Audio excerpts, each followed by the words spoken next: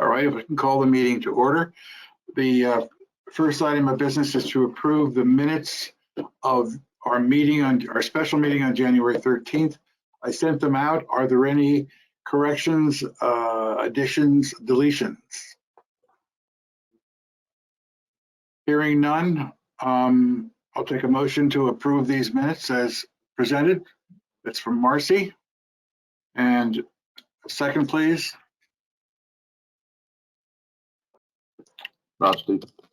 Rusty will second.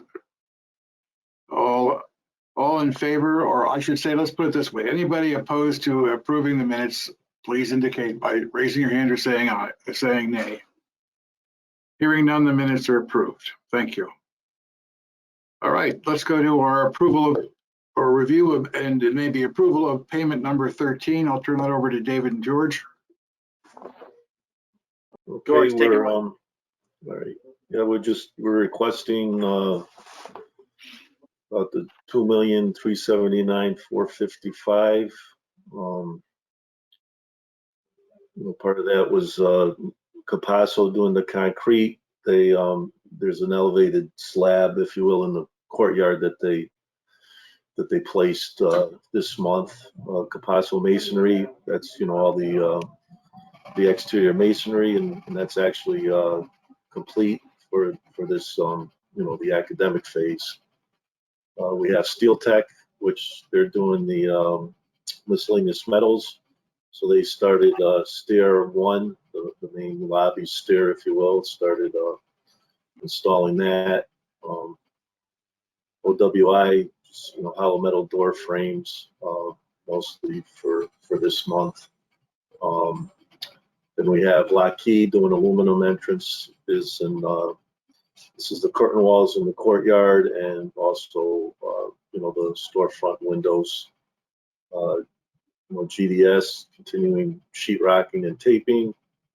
Con Acoustics, they started this month with the ceiling grid in the classrooms, and then as well as the painting.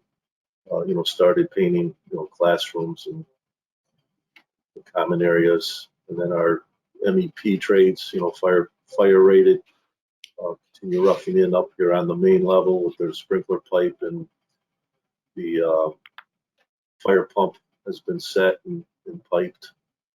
Plumbing, Ferguson Plumbing and HVAC, just the ductwork, plumbing work, rough-ins, electrical. We have, just doing the rough-ins, and actually we switched over to primary power over the weekend. So we have, our primary and secondary power, permanent power going into the building as we speak. And then actually next week we've got our elevator coming in.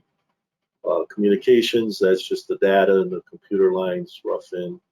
And then Sean's lawn, they're finished up the retaining block walls in the courtyard, and now they're just finishing the storm drainage on the west side of the building, and started roughing in the east side of the building, the roads, and doing their rough grading. So that's it for this month. And like I said, it's $2,379,455.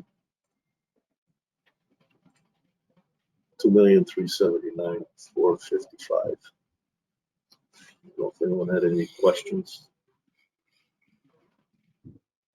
Any questions from the committee?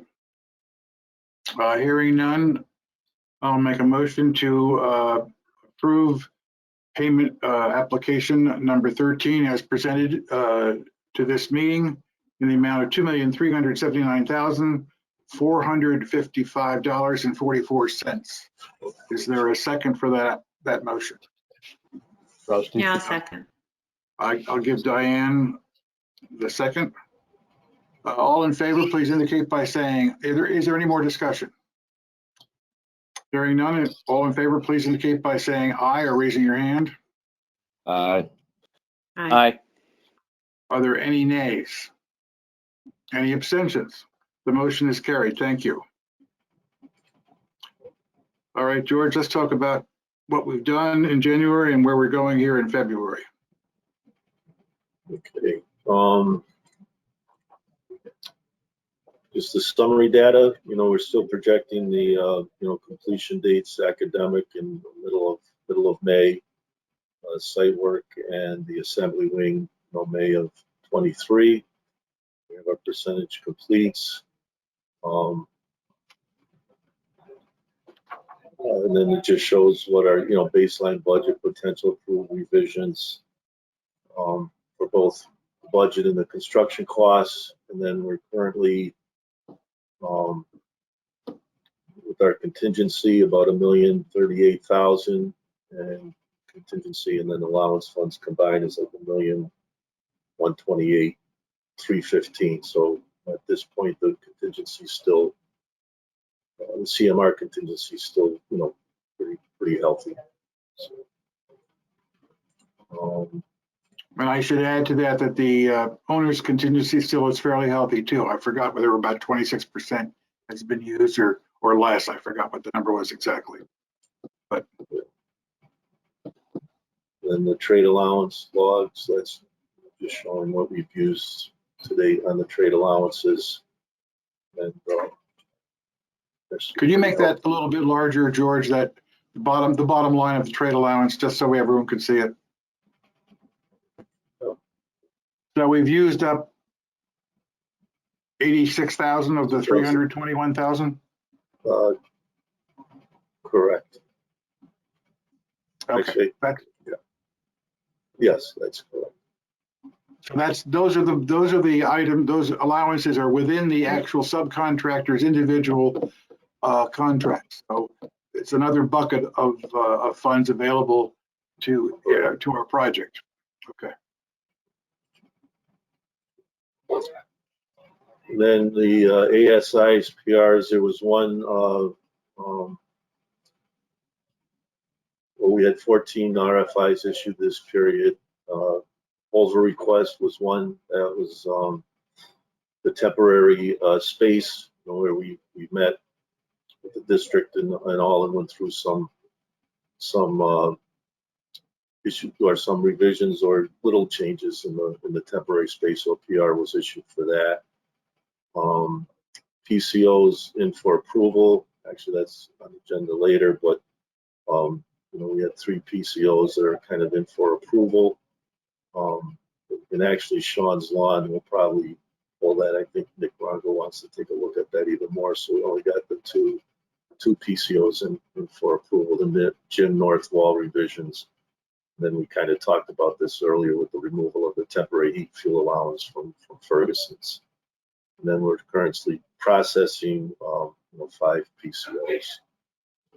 As far as any procurement issues have an impact on the schedule, it's kind of, with the COVID, it's mostly just, material deliveries. We're kind of working, we've done some workarounds, and as far as substituting some manufacturers for like the drywall and paint.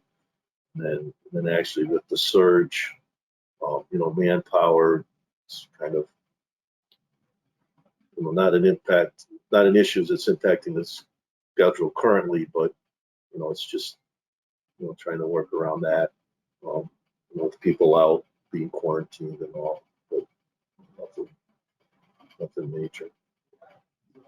Do you see any lessening of that right now, or is it still pretty intense? Yeah, not actually. We do. Last couple of weeks, it's been a lot better. January was about it. What's happening, guys would be working in maybe crews of 4. You'd have one guy test positive, so then like the other 3 would have to go quarantine for the 5 or 10 days or whatever it was. So, and a lot of that was happening, on the, not necessarily on our job, but for instance, like when we tried to get Lockheed, to bump up their manpower, this is kind of what they were telling us was happening. But, since then, we've gotten increase in manpower and stuff, so it has lessened a bit.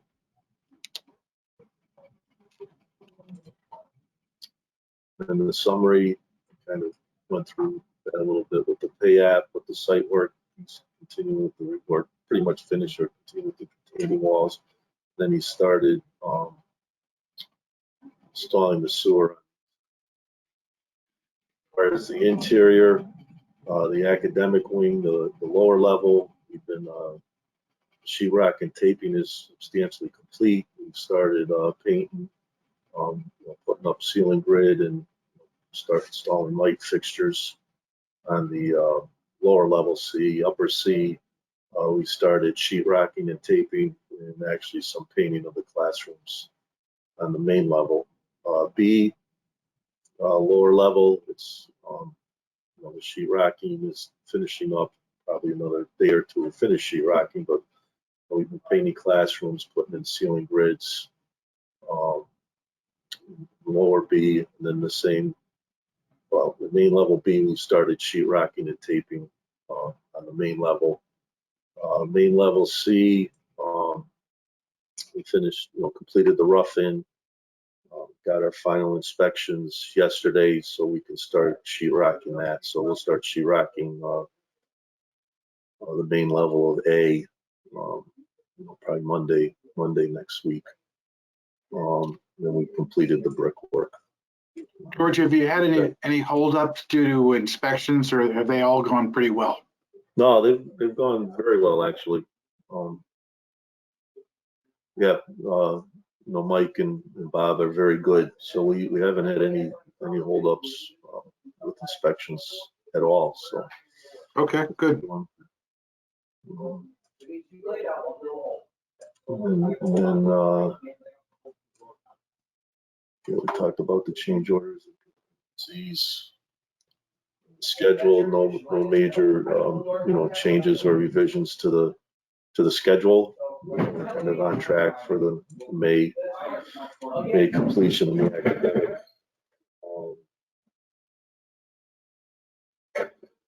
We have some pictures, so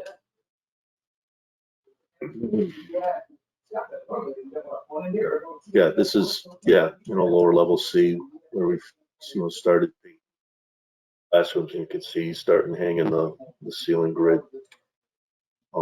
This is the fire pump room. So fire pump room's been kind of set. It's piped to the building. And then next week we're supposed to have the backflow preventer delivered, so we can pipe it from the street to backflow. That's the fire pump. This is lower B, kind of the common space area. So you can see where we've been talking and taping. Actually, we've since been painting. Again, lower B with the common space. That's one of the classrooms in lower B. This is the common, space in lower C. That shaft wall has since been sheetrocked and taped. So same thing B.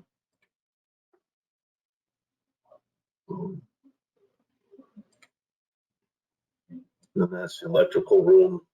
They did, finish the gear. So we're having permanent power. Has been, over the weekend we brought the permanent power into the gear. So we got permanent power into the building. And then actually next week we got scheduled the elevator delivery, and we're going to start installing the elevator next week. And this is up on the upper level. B, kind of looking down towards A to the north.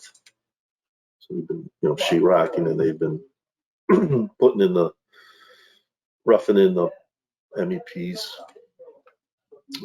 This is the exterior in the corner. That's the main entrance. So they've completed.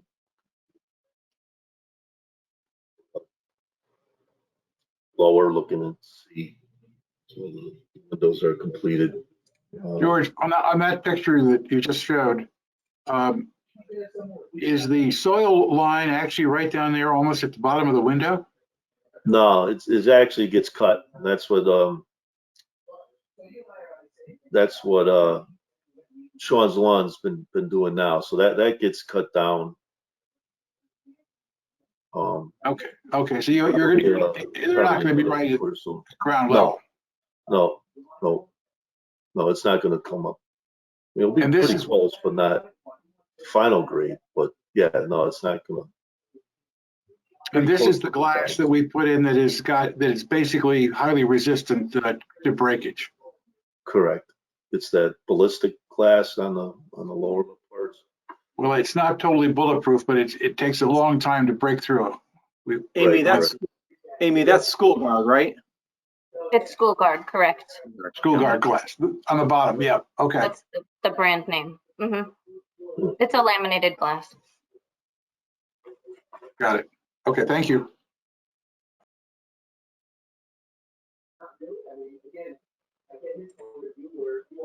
That's the front entrance, if you will. And that's in the courtyard. They've cast the steps, and then they're, working and since completed the retaining walls. And in that picture, George, the curtain wall on your right side, are the glass up now, or is it still temporary plastic? Still temporary plastic. They have the frames up, so Okay. they'll probably start the glass installation in the next couple days. But that's still temp plastic. And then since they started putting in the windows, so that's not complete. It should, I would say, complete like the day or so. But the windows they have installed. Then they're working on this curtain wall, and then the next will be this curtain wall in the courtyard, and then they'll move to the one towards A over here. Around the corner. Yep. Okay. Thank Yeah. you. And then that's all I have. If anyone has any questions? Any questions from the committee? George, is that discussion in the background? Is that what's going on? We hear that. Yeah, that's a foreman's meeting, actually. Could you tell them to keep it down just a little bit, please? Appreciate it. Okay, so the next item on our agenda is to discuss the outcome of the bidding package for the furniture, fixtures, and equipment, and where we stand on our technology package. Amy, I'm going to give it to you. Okay, great. So we had a successful bid for furniture. I'll come back to that. We have not yet put the technology equipment out to bid. We are waiting for the state to approve sole source provider for a few items on the technology equipment. Those letters were sent, and I confirmed that they were received by the state. And we're just waiting for them to turn that around. I will contact Kermit Thompson at the state again to check on status of that so that we can get those out to bid. The furniture, however, we were able to put out to bid and to the state contract vendors because there was a mix of bid items and state contract items, as you might remember from last month's presentation.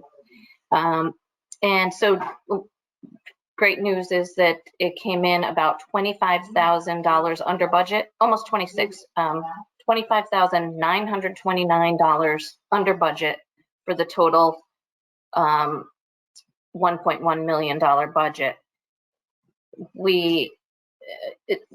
It wasn't like both of them came in $10,000 under. One was 40,000 or so under, and the other was just slightly over, but the total is still under budget for the total.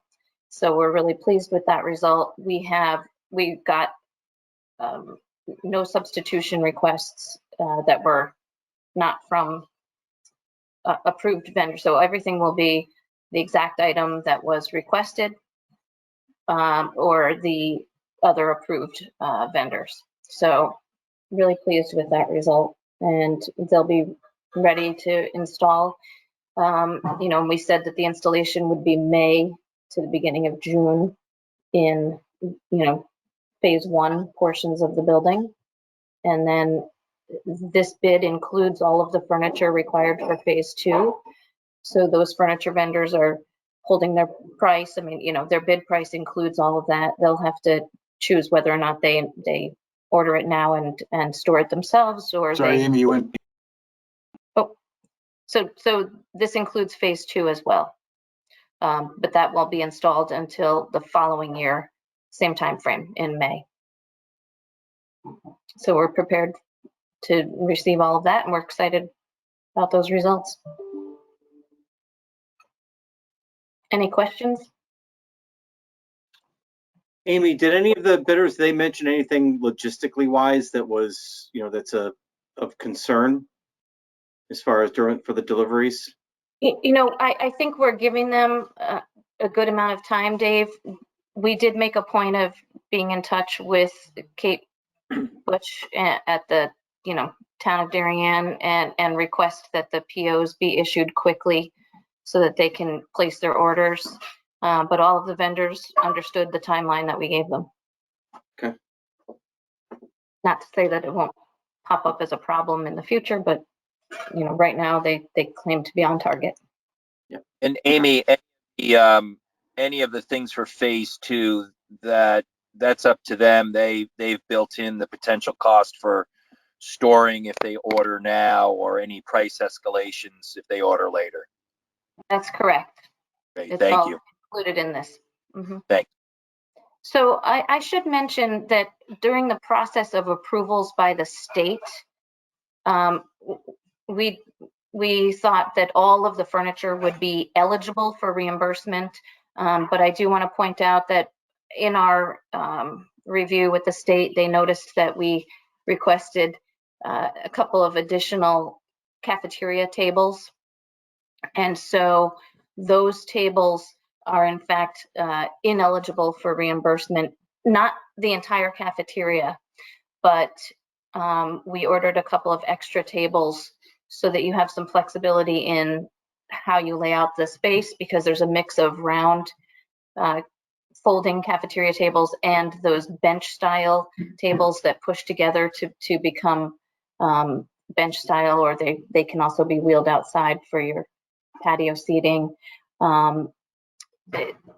Due to handicap accessibility requirements, some of the tables that we requested, or that we needed to order, 5% of the population of that room has to be provided without some of the fixed stools that come with the cafeteria tables that fold. They're removed for wheelchair use of that table.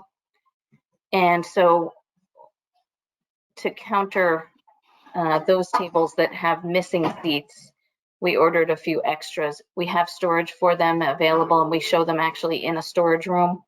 And when they get delivered to the school, you know, you'll have some flexibility in how many handicap accessible tables you need to provide in a given year, depending upon your student population, and how many of the fully stooled, you know, complete tables that you put out. So that's the reason for the overage.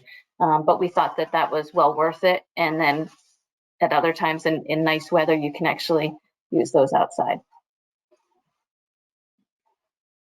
Amy, how much overage are you talking? How much? Well, it's not, so just to be clear, it's still within the budget that what we had anticipated, but $4,465 is those 4 tables that are ineligible for state funding. So you'll receive your 10% or approximately 10% reimbursement on $1,156,000 and change, and you will not receive 10% on that 4,400. So it's a very minor amount of funding from the state that we are foregoing, but we thought that it was worth it. Thank you. Well, Amy, appreciate the thought that went into that. And I think those extra tables, it's having some potential for outdoor seating, I think is something Luke will appreciate down the road. So I had one question, just going back to the technology package, wondering whether that delay is anything that we're worried about at this point, or is it sort of, are we still on schedule? You know, what's the schedule with regard to waiting for the state approval on that? Yeah, I mean, you know, I would be lying if I said I'm not worried. The supply chain right now is just really up in the air. Some things come in immediately, some things are in stock, and some things take 16 weeks. So that's why I'm trying to stay on top of the state approval process and figure out what that delay is. But of course, the state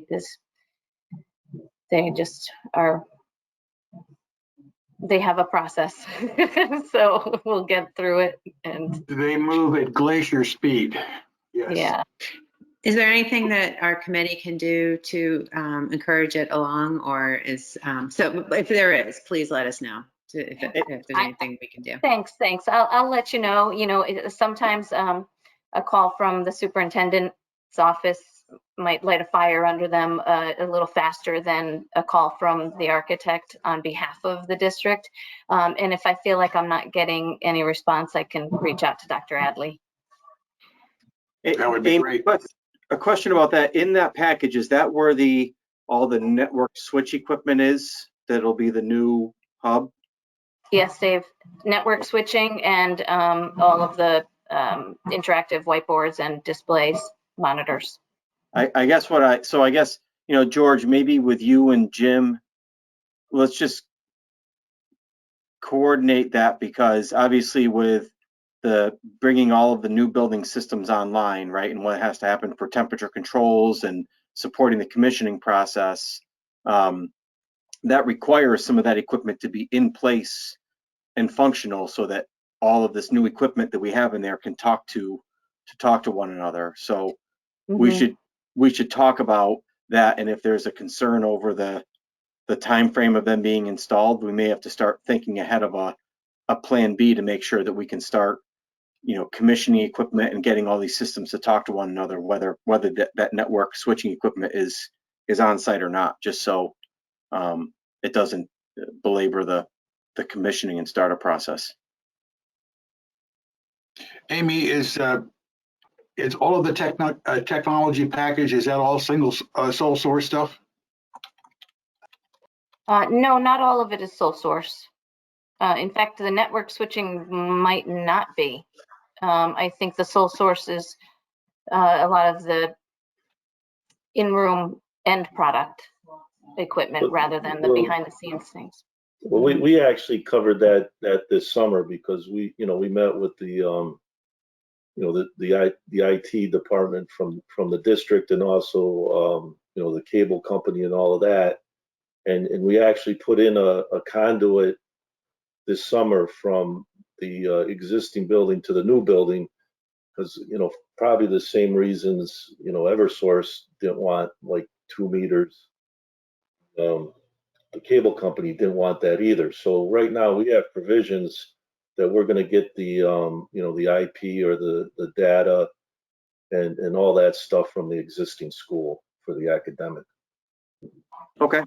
So all right, and we're probably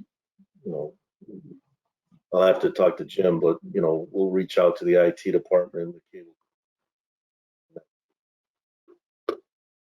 All right. Great, Thanks, George. George. Sounds like you already have the belt and suspenders in place. That's good. Yes. All right. Well, I appreciate that discussion on the technology package as well. And a good result on the furniture and fixture stuff. You're right that the $4,000 becoming not eligible is probably, we're never even going to know about it. With all the other stuff, it's going to be called ineligible. Let's go on to item number 5, which is talking about various PCOs that they want to have the committee approve. The one that is PCO 30 number 2, Nick Rongo wanted to take that back and look at it some more. So we're not going to discuss PCO 30 today, but we are going to discuss PCO 32, which is all the changes to the northern wall of the gymnasium. As you recall, we went from that clear story up on the top of the ceiling to 6 windows and all the assorted changes that called for. And then we'll talk about the allowance for the propane. So George and David, take it away. And on PCO 32, that was the revisions to the gym north wall. And it basically, it took out the clear story on the north wall, removed the clear story and then replaced it with 6 window units. And then also, kind of, well, part of it was eliminating the ombre pattern, and then also, adding the same type of brick detailing that's on the academic building to the gym and, the other faces of the elevations in the assembly. So that was basically what this PCO is. It's just, adding, taking out the clear story, adding the punch windows, replacing the clear story with brick. And then also, because there was some wind bracing and stuff here, and because we added these windows, we had to there was some revisions to the foundation, to accommodate redoing some of the bracing to accommodate the windows. And there was some changes in the, or some revisions inside, just kind of reconfiguring the sound block. And then, we had to do some drywall, for the headers and the jams. So that's what the PCO is. And I think Jim, Nick wanted to get that in front of the committee. We got the, the proposals, and, both SLAM and ourselves and the building subcommittee, if you will, kind of looked at it.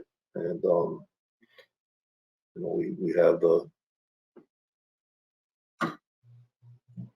the proposal for, I think it's like 75,000 for that.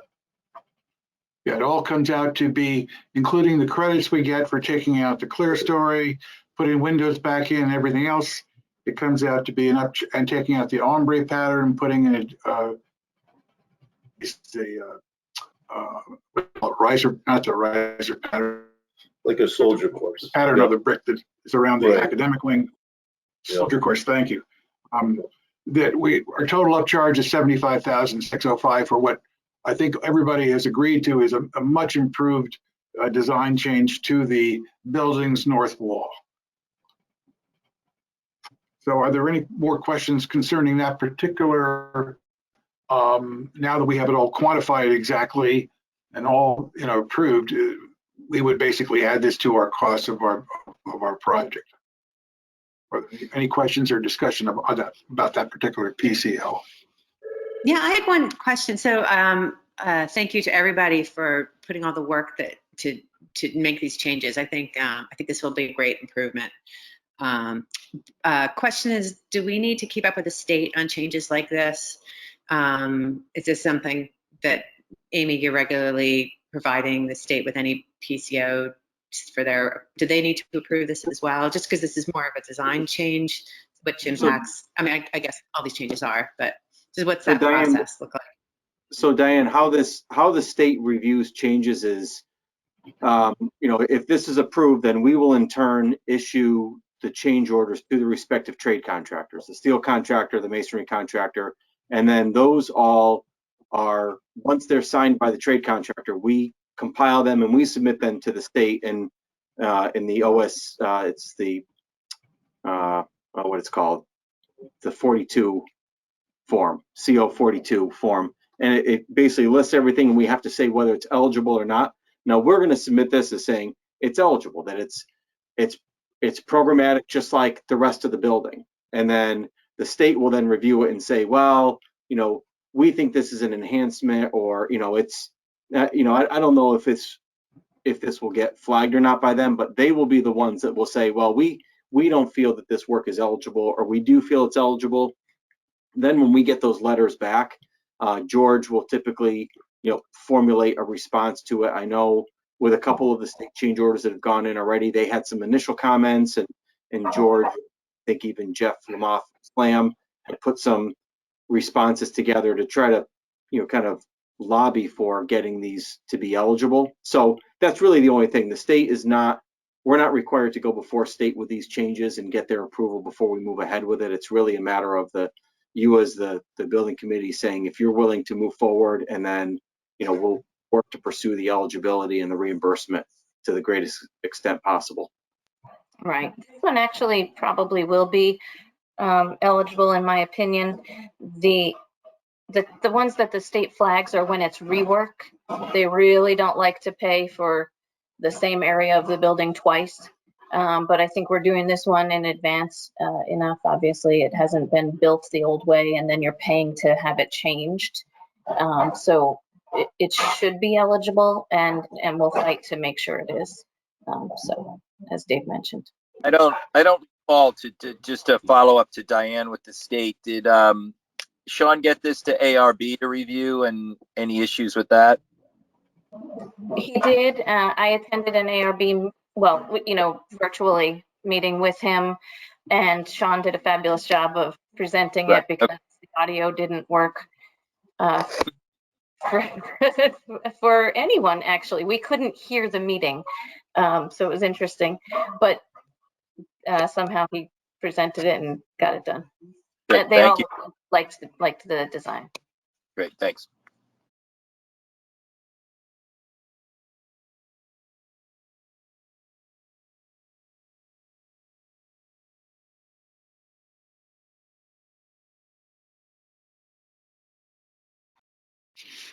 Well, thanks for your explanation. Looks like we might have lost Kip. Okay, and then the only other is pretty straightforward. We were carrying a temporary fuel allowance from Ferguson Mechanical for our temporary heaters. And we were carrying an $80,000 allowance, for the propane for the temporary heaters. And then Ferguson Mechanical's vendor was going to charge like $2.84 a gallon for the propane, for the temporary heaters. And then speaking with Mike Lynch, I think the district is getting it at like $1.74. So obviously we just basically took the allowance away from Ferguson Mechanical, and then we use the district's vendor to through Mike Lynch to supply the propane for the temporary heaters. So that's what this PCO is, just it's a deduct $80,000 for the temporary heat. And I'll say we filled. Well, I think right now we've had 2 deliveries for the temporary heat for the propanes, about 7,000 gallons each. So that's about 14,000 gallons, and at over $1, that's over $14,000 was kind of saved by doing that so far. And, that's it for the PCOs. Okay, George, I apologize. My sound okay. went out, and so I couldn't talk for a while or hear you. I wanted to tell everybody that the allowance here is such that whenever we're going to be using temporary heat, there is an allowance for this $80,000. Now we're using temporary heat right now, clearly. As we get closer to the spring, we'll be using less and less. But we'll still have to use temporary heat when we build the assembly wing. But all told, the fact that we're getting propane for $1.10 a gallon less than Ferguson was going to charge us, that means that we're going to be saving. Whether we'll save the entire, we can't save the entire $80,000, but whether we'll use up all the $80,000 or be under it at the end of the day remains to be seen after we finish the assembly wing. Do I have that kind of right, George? Yeah, that's correct. Yep. Okay. But at least we're saving money every delivery right now. So I don't know whether there was a motion to approve PCO 30 because I couldn't get on audio, but I will entertain motions to approve both of these, PCO 32 and PCO 30. I'm sorry, PCO 34. If the committee so approves, I'll put a motion forward. I'll make a motion, Kip. Okay, Duke moves. Is there a second? I can second, Marcy. Marcy seconds. All those in favor indicate by saying aye or raising your hand. Aye. Aye. Any Aye. nays? Any opposed? Any opposed? Any abstentions? The motion is carried. Thank you very much. And George, we'll get back to that small premium time issue for Sean's Lawns shortly when Nick gets back. Okay.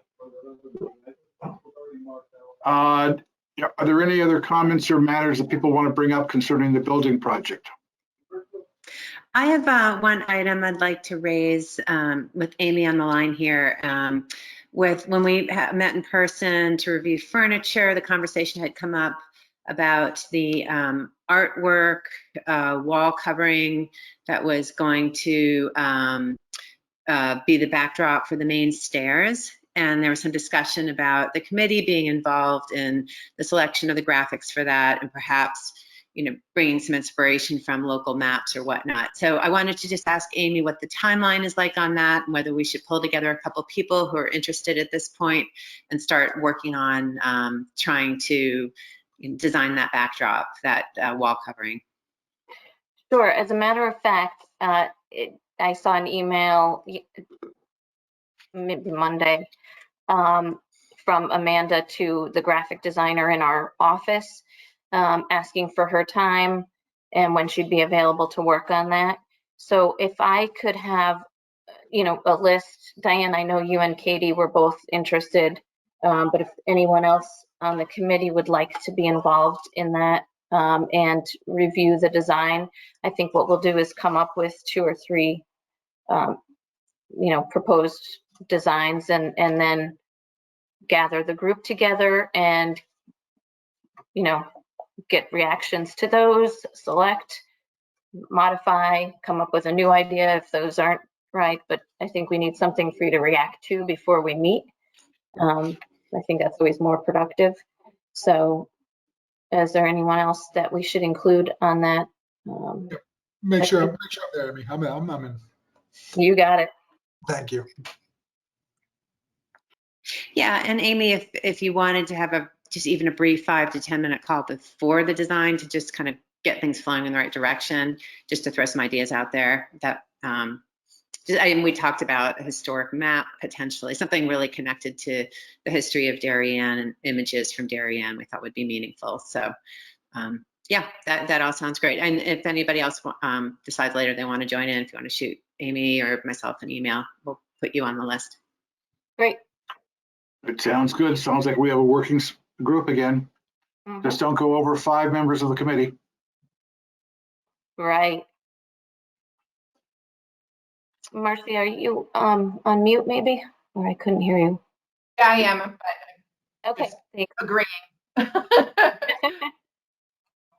Thank you. Right. Anything else to bring up from the committee? There's no public comment. I will then go to adjournment and for a motion to adjourn.